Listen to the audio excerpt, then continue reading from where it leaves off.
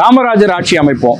இன்னைக்கு இருக்கக்கூடிய பெரும்பாலான அரசியல் கட்சிகள் காமராஜர் பிறந்த நாள் அன்னைக்கும் இல்லை ஒரு கட்சியினுடைய மாநாடு நடக்கும் போதோ நாங்கள் காமராஜர் கொடுத்த அதே மாதிரியான ஒரு ஆட்சியை அமைப்போம்னு சொல்லி பேசுறத பல இடங்கள்ல பார்த்துருக்குறோம். ஆட்சிக்கு வரணும்னு நினைக்கக்கூடிய கட்சிகள் அப்படி சொல்றாங்க.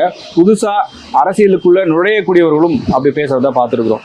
இப்போது நடந்திருக்கக்கூடிய ஆட்சியை இதுவே காமராஜர் ஆட்சி தான் அப்படின்னு சொல்லி பாராட்டக்கூடியதை நம்ம பார்த்துருக்கோம். இப்படி காமராஜர் மறைந்து பல ஆண்டுகள் கழித்தும் அவர் நடத்தின அந்த ஆட்சியை, அவர் கொடுத்த அந்த ஆட்சியை மக்களுக்கு கொடுக்கணும்னு பேசக்கூடிய அளவுக்கு இன்னைக்கும் அரசியல் இருக்கு. இன்னைக்கும் மக்கள் அவர் மீது அவ்வளவு பெரிய ஒரு அபிமானத்தை வச்சிருக்காங்க அப்படிங்கிறது தான் இதுல இருந்து புரிஞ்சிக்கக்கூடிய ஒரு விஷயமா இருக்கு. சரி, இப்போ ஏன் திடீர்னு இதை பத்தி பேசுறோம் அப்படின்னா, சமீபத்துல விஜய் நடத்தின கல்வி விருதுகள் வழங்கக்கூடிய நிகழ்ச்சியில நிறைய மாணவர்களும் பெற்றோர்களும் வந்தாங்க, விருதுகளை வாங்கினாங்க, விஜயோட போட்டோ எடுத்தாங்க. சில பேர் அந்த மேடையில பேசவும் செஞ்சாங்க. அப்படி பேசும்போது வந்திருந்த பெற்றோர்கள்ல ஒருத்தர் மைக்கை வாங்கி விஜய் முன்னாடி பேசினாரு. பேசும்போது அவரை பாராட்டக்கூடிய வகையில, இளைய தளபதியா இருக்கிற நீங்க இனிமே இளைய காமராஜர்னு சொல்லணும், உங்களை நீங்க கல்விக்காக செய்யக்கூடிய இந்த விஷயங்களுக்காக இதை நான் சொல்றேன்னு மேடையில சொன்னார். இன்றையிலிருந்து இளைய தளபதி அதோட சேர்த்து இளைய காமராஜர்னு அழைக்கணும்னு நான் வேண்டிக்கிறேன். விஜயே ஒரு ஷாக்கிங் ரியாக்ஷன் கொடுத்தாரு. அதனை தொடர்ந்து சோசியல் மீடியால அது ஒரு விவாத பொருளாவே மாறிடுச்சு. என்னது, இளைய காமராஜரா, விஜய் அப்படி சொல்லலாமா அப்படிங்கிற அளவுக்கு விவாதங்கள் நடந்துகிட்டே இருந்துச்சு. இந்த விவாதங்கள் ஒரு பக்கம் நடந்துகிட்டு இருக்கும் போதே காங்கிரஸ் கட்சியினுடைய நாடாளுமன்ற உறுப்பினர் கார்த்திக் சிதம்பரம் அவருடைய சோசியல் மீடியா பக்கங்கள்ல ஒரு பதிவை போட்டிருந்தார். தமிழக வெற்றி கழகத்தை சேர்ந்த ஒரு ட்விட்டர் ஹேண்டில்ல காமராஜர் நிக்கிற மாதிரியும் விஜய் சேர்ல உட்கார்ந்துருக்க மாதிரியும் ஒரு போட்டோவை, அதாவது ஒரு ஃபேன்மேட் போட்டோ மாதிரி இருக்குது, பார்க்கும்போது ஒரு ஏஐல பண்ண மாதிரியான ஒரு போட்டோ, அந்த போட்டோவை ஷேர் பண்ணியிருக்காங்க. அதை கோட் பண்ணி கார்த்திக் சிதம்பரம் இது காமராஜருக்கு அவமானத்தை ஏற்படுத்தக்கூடிய ஒரு செயல்னு சொல்லி அதை கண்டிக்கிறேங்கிற மாதிரி ஒரு போஸ்ட்டை பதிவு பண்ணியிருக்காரு. அது அவருடைய கருத்தாக இருக்கிறது. ஆனால் விஜய் தரப்புல இருந்து அவருடைய தொண்டர்கள், ரசிகர்கள் எல்லாருமே கார்த்திக் சிதம்பரத்தோட அந்த பதிவுக்கு கீழே நிறைய கமெண்ட்ஸ் போடுறாங்க.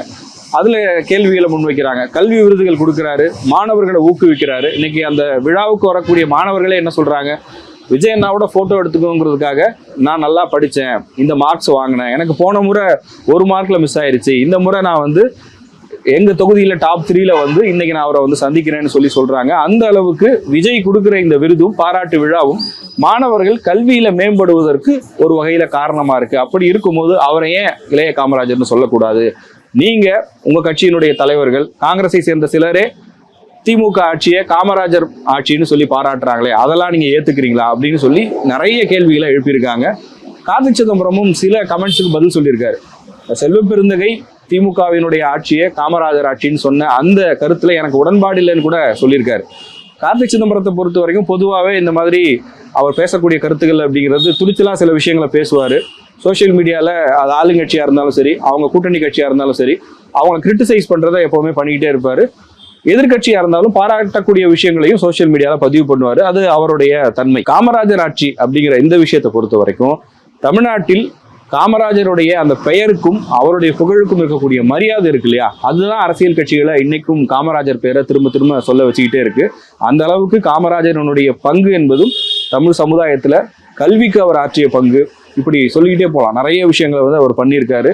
அதை இன்னைக்கு இருக்கிற தலைமுறையினர் நிறைய பேர் தெரியாம இருக்கலாம். ஆனால் அவரை தேடி படிங்கன்னு ஏற்கனவே விஜயும் ஒரு நிகழ்ச்சியில பேசியிருந்ததும் நம்ம பார்க்க முடியுது. தமிழ்நாட்டில் புதிதாக அரசியலுக்கு வரக்கூடியவர்கள் கூட ரெண்டு விஷயத்தை ரிப்பீட்டடா சொல்லிக்கிட்டே இருப்பாங்க. ஒன்று நாங்க காமராஜர் ஆட்சியை கொடுப்போம் அப்படின்னு, இன்னொன்று நாங்கள் எம்ஜிஆர் ஆட்சியை கொடுப்போம் அப்படின்னு சொல்லுவாங்க. இப்போ விஜய் கட்சி ஆரம்பிக்கும் போதும் கூட எம்ஜிஆருடைய அந்த 1977 அவர் எப்படி அரசியல் புரட்சியை ஏற்படுத்தினாரோ அதே மாதிரி ஒரு அரசியல் புரட்சியை நானும் செய்து காட்டுவேன்னு சொல்றாரு.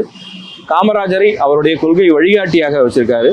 கூடுதலாக திமுகவினுடைய நிறுவனர் அறிஞர் அண்ணாவினுடைய ஆட்சியையும் அவர் குறிப்பிட்டு பேசுறாரு. இளைஞர்களுடைய ஆதரவோடு தான் அவரும் அன்னைக்கு ஆட்சிக்கு வந்தாரு அப்படின்னு சொல்லி அண்ணாவின் புகழையும் அவங்க கொண்டாடுறாங்க.